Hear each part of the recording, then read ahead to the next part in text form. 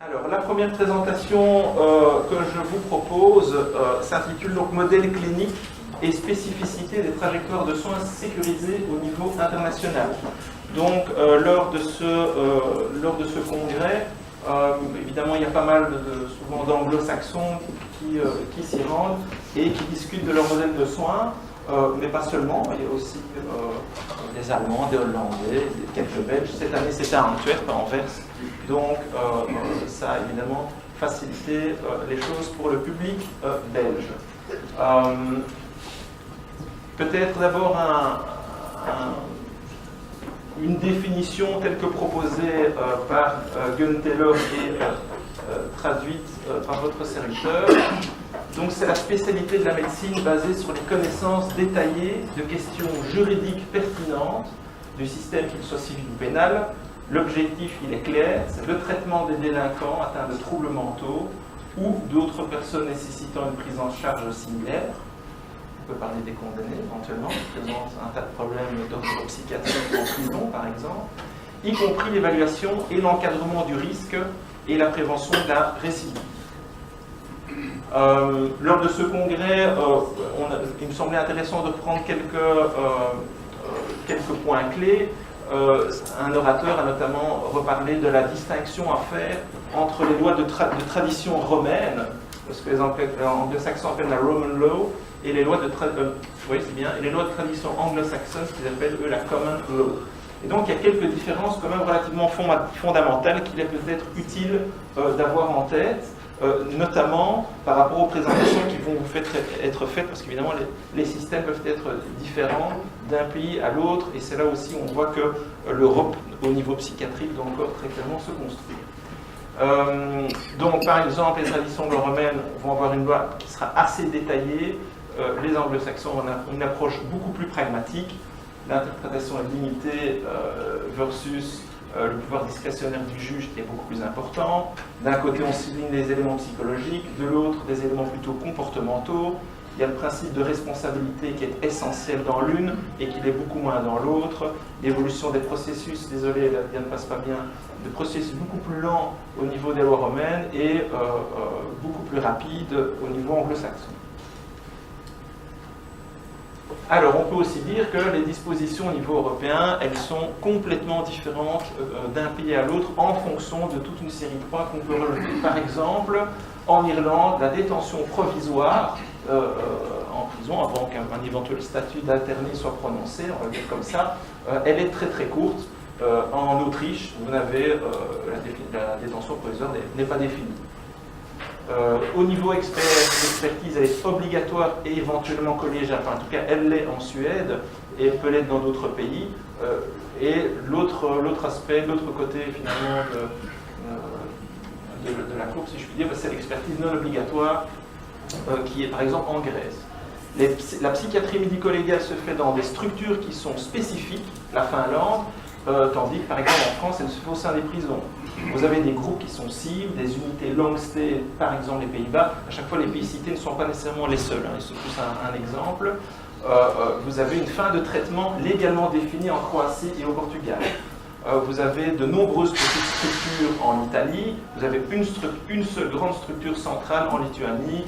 Voilà, les services qui sont uniquement résidentiels versus ambulatoires et résidentiels, j'en passe, et des meilleurs. Pour autant qu'on est dans cette notion européenne, peut-être juste vous informer qu'une des sessions à ce congrès, c'était de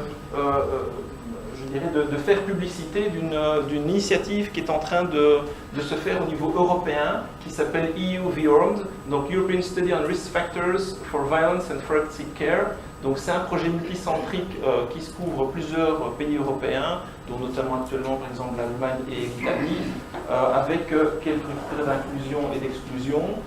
Et donc voilà, c'est peut-être aussi une source d'information future intéressante à garder en tête.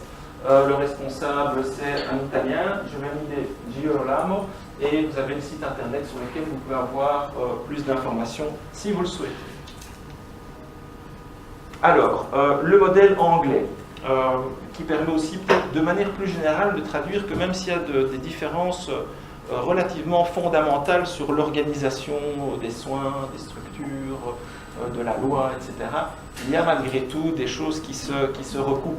Et il me semblait que la situation anglaise était explicite à ce niveau-là, tant le système anglais peut être propre à lui-même, tant son évolution, à mon avis, peut faire penser aussi à ce qui s'est passé en Belgique. Peut-être avec une timeline qui est différente, mais voilà.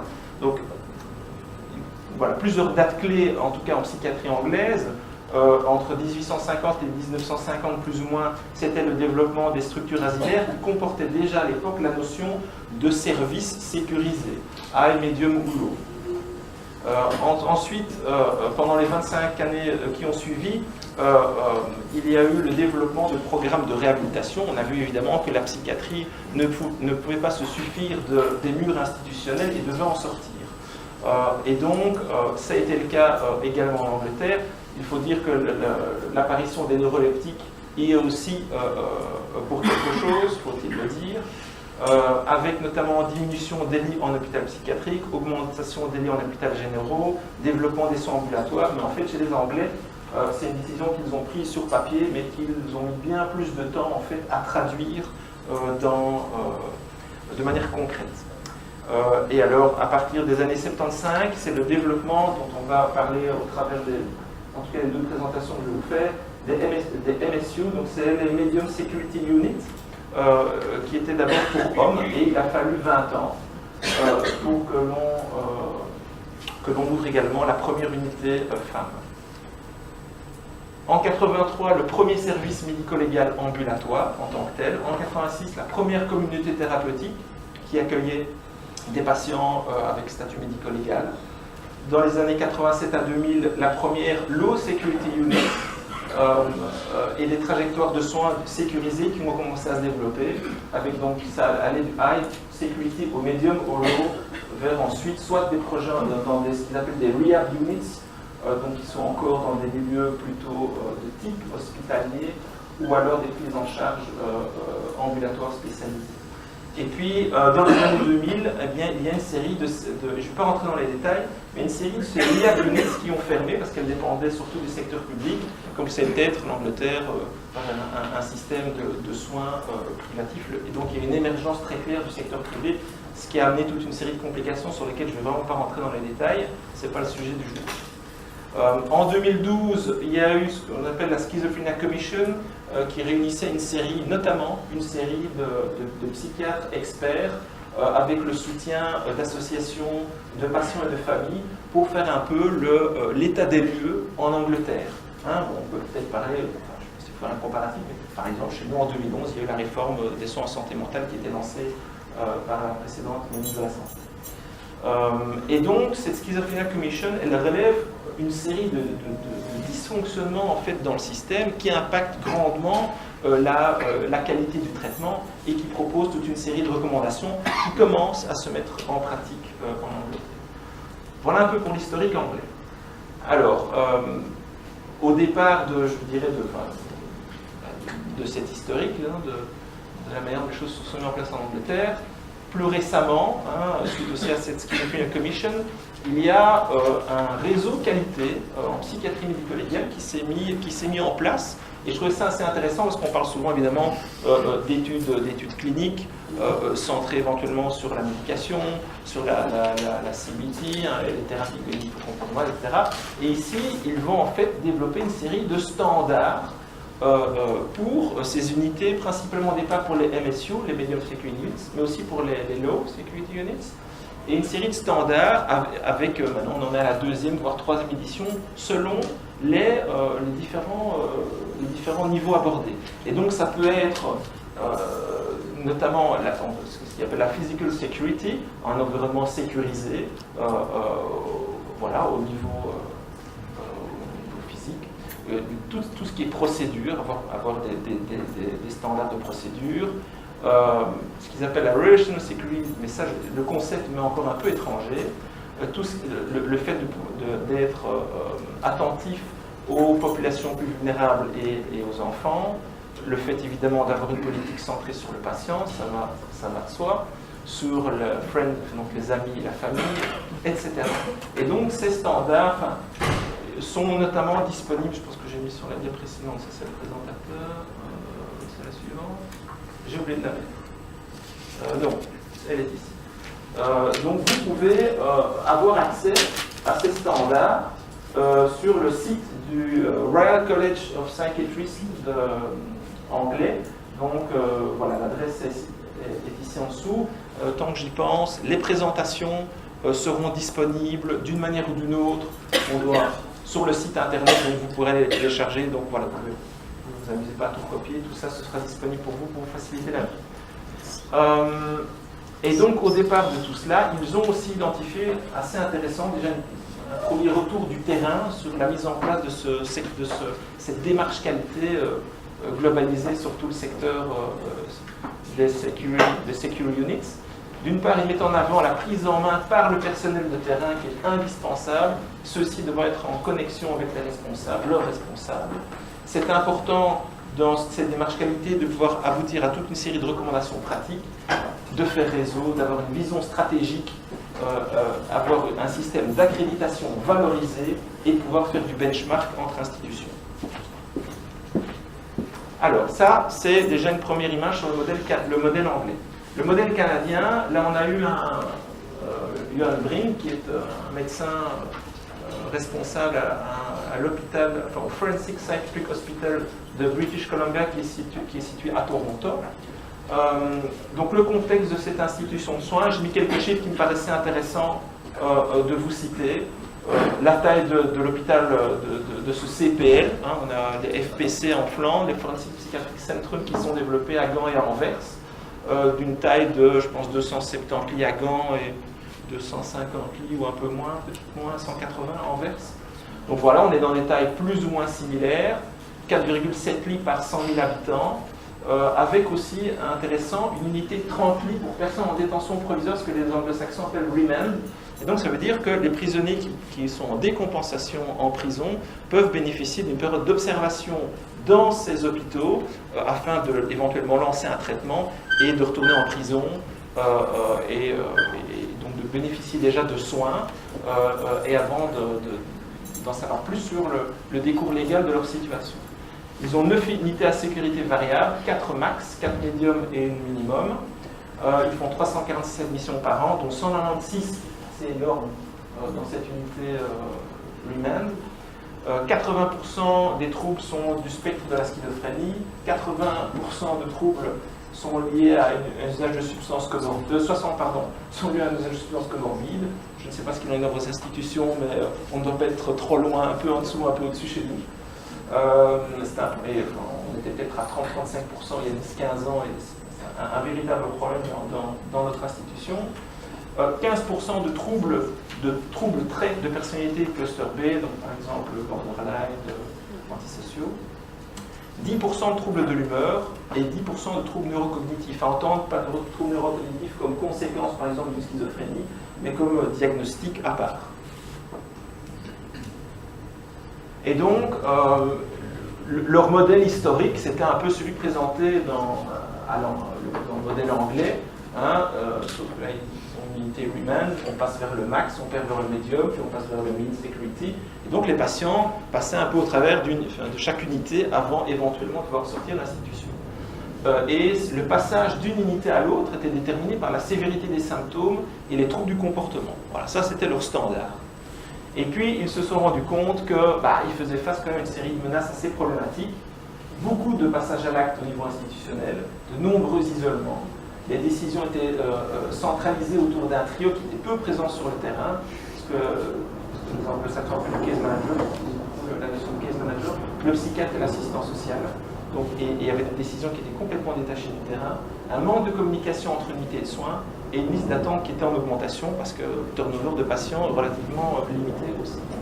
Et donc, ils ont, de ce set de menaces, ils ont en fait développé une série d'opportunités avec l'utilisation d'une stratégie managériale de changement, je ne vais pas rentrer dans les détails, mais qui a permis de développer un nouveau concept de soins. Ils ont mis le focus d'abord sur l'évaluation des besoins, et pas sur le fait de pouvoir passer comme ça d'une unité à l'autre dans un truc très fait d'avance. Ils ont complètement changé leur structuration du modèle de soins en revoyant comment étaient composées les équipes, et les descriptions de fonctions, en mettant l'accent sur le neuropsychiatre, psychiatre de salle, infirmier chef de salle. Ils ont développé des projets thérapeutiques qui étaient spécialisés en tenant compte de la philosophie de soins, en tenant compte d'objectifs, de critères d'admission qu'ils ont petit à petit développés. Et également des protocoles de transfert, et tout ça dans le cadre d'une évaluation continue. Et donc la trajectoire de soins, elle a été en fait, complètement modifiée, et dorénavant, elle est déterminée en fait par une cascade en 5 points. D'abord,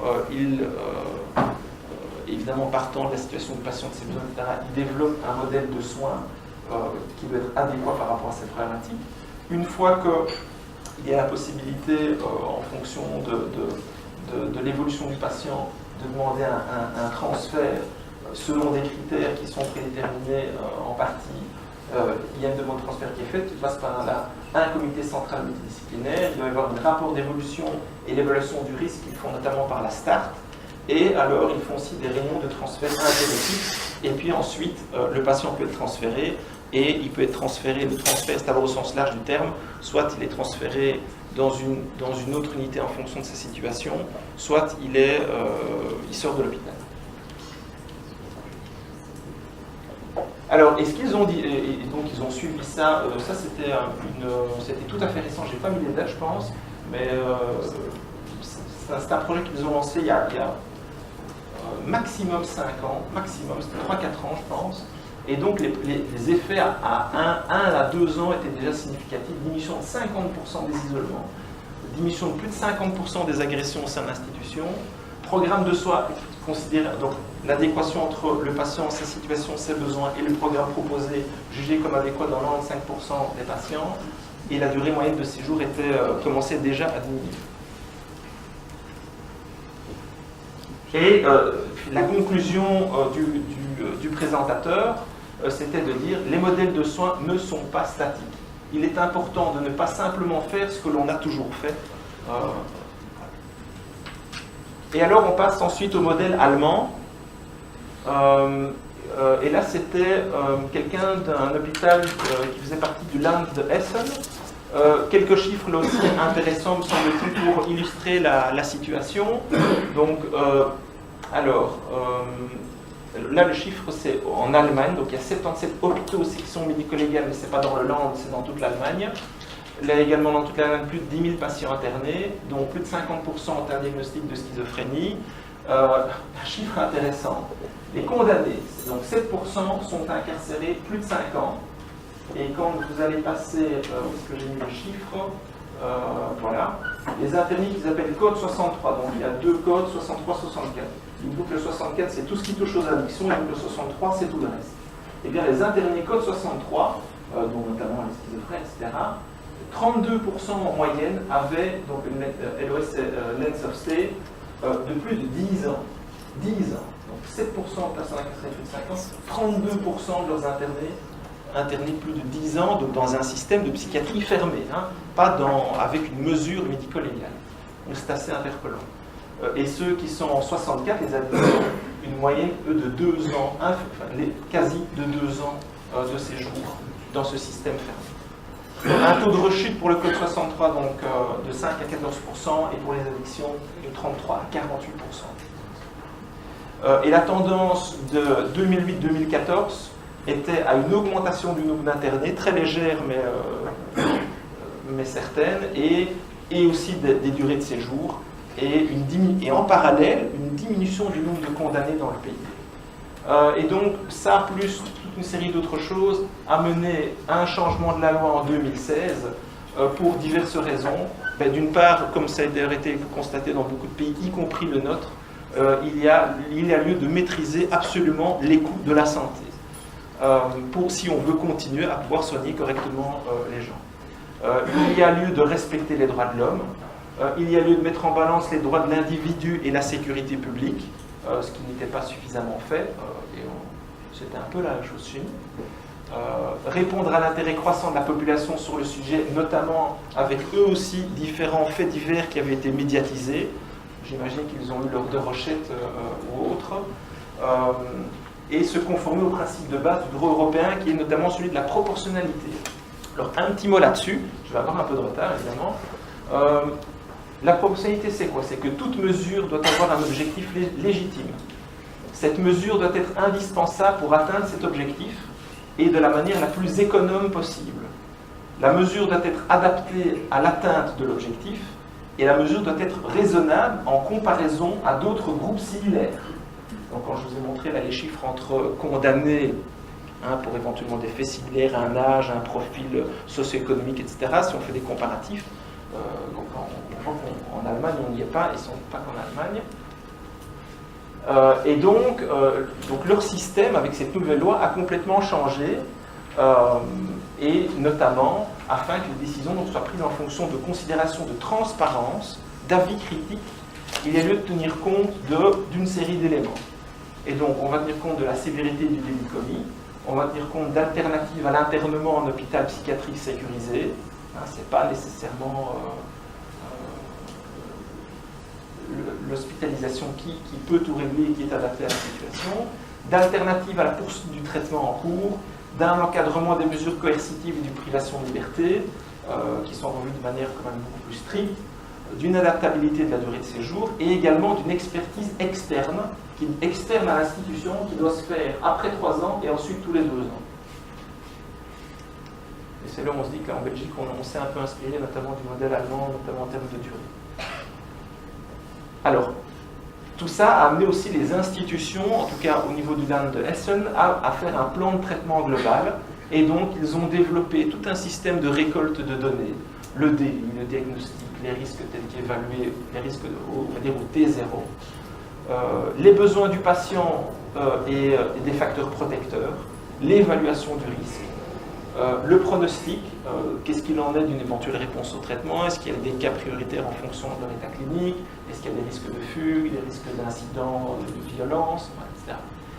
L'évaluation de la durée de séjour. Et alors, en Allemagne, apparemment, je ne peux pas vous en dire beaucoup plus, mais il y a une temporalité qui est critique, qui est avec la sortie en dessous de 6 ans, la sortie à 10 ans, et ensuite les séjours qui dépassent plus de 10 ans.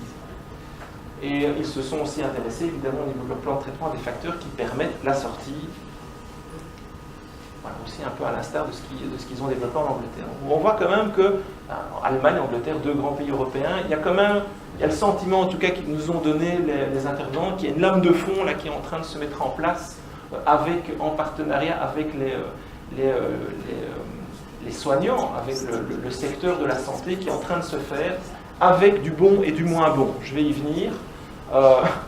Et donc c'était parfois intéressant d'avoir aussi je ne vais pas dire off the record, on va en parler plus loin, mais la présentation du contexte, certains chiffres, etc.